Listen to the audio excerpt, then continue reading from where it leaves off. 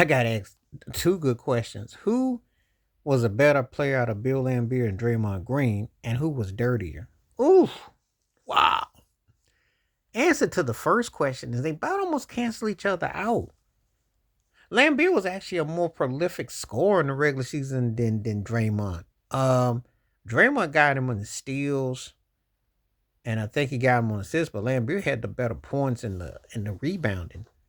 Lambeer actually had a better outside shot for a lot longer, and actually their best two seasons, Lambeer had a better regular season. So it's not it's kind of like a trade off in a lot of ways. They're not even though Draymond does more, you think he'd be more of an offensive force, but Lambeer actually outside shot movement, they pretty much not that far off. It's it's picking berries off the vines, to be honest with you. So you know now I seen them both play peaks and what have you. Draymond did a lot of movement with the ball, a lot of transitions, etc. But if you're asking me whose peak and value had more, Draymond fell off a lot quicker than Lambeer did. In all honesty, Lambeer actually pretty much had a good run, and then he went into doing other things, which was part of his reputation, which we're gonna get to in a little bit. But of the two, far as the offensive force and being, like if we going by scoring, hit the boards and all that, Lambeer got the dub.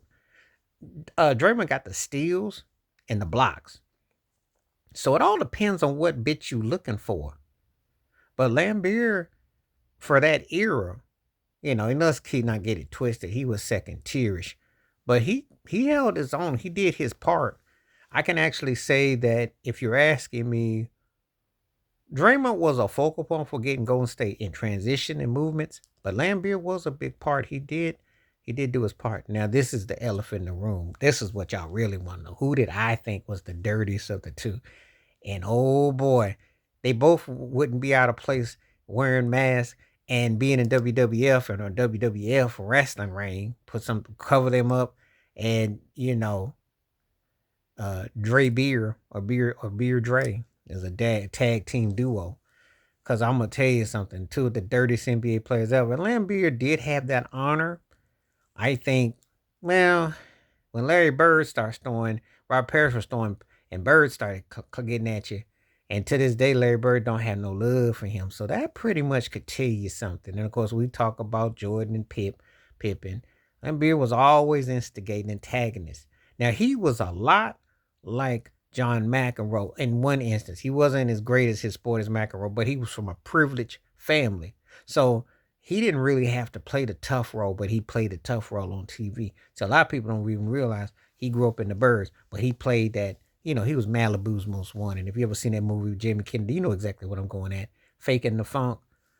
But he definitely played the bad guy role real good.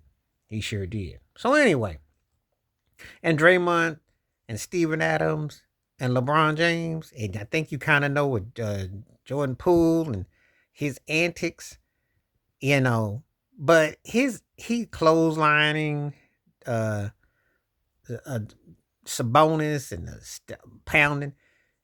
His stuff is dirty, and of course with him and Rudy Gobert and all the stuff that the antics he's done. Do I look at him as dirty though as Lambeer? Dumb, because he cost his team a couple rings.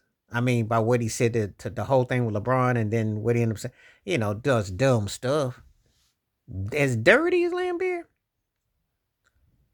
it's close. It's close. It's close. It's close. They're alike, but they're different. Lambeer tended to leave a little bit more of what he was able to do with his scoring, turn it into something. Draymond, but they both were pivotal to championship teams. So anyway, let me know what you think. Please like, subscribe, welcome thoughts, comments, and I do respond. Thank you. Wash your hands, keep your mind clear. Watch out for another. Share it if you like, and hit that membership because when you do requests like this come true, stay safe, stay blessed, stay woke, stay free. I'm out. Peace.